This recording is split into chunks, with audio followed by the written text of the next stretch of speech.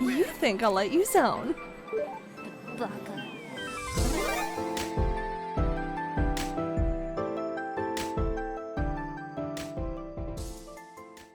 Hey guys, it's been a few years since PlayStation touted that by the end of the generation that they would have about 10 live as a service games going, including Destiny 2. But yeah, life comes at you fast, doesn't it? Most have been cancelled for various reasons, like the studio realizing that to put out the constant content needed to keep players engaged, to keep playing in a cycle loop that gets to spend even occasionally and not just catch whales is a big ask, because you have to basically become that game support for how long that game goes on for. No other projects matter except new mechanics, weapons, maps, and skins for that game as a service. It doesn't even take into account that the gameplay loop is that good. For starters, meaning you can invest all this money into a project and it tanks because the audience doesn't like it because of gameplay or art direction.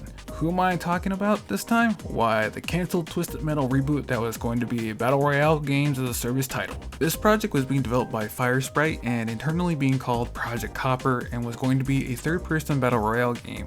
There were going to be cars, but most of the combat Firesprite was developing wasn't the vehicular kind that the franchise was known for. As you can see some of the blurred NDA development screenshots that were released, the main objective was to be the last one standing, and there was even a reboot mechanic where you can cash in-game money to avoid being eliminated. Firesprite was also using Unreal Engine 5 instead of an in-house engine, one to streamline development for release.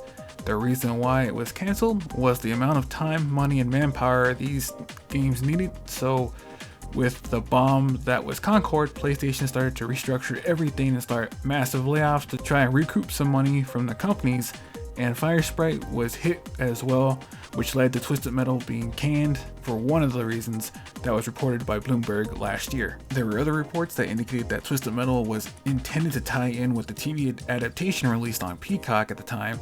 However, no more details emerged about that, what we could have seen in the game if it was truly going to happen with a tie-in of the show at that point. The good news is that thanks to the website of a former Firesprite employee, we can learn some more details that can give us an idea of what it would have been like with Firesprite's Twisted Metal version, along with early development images.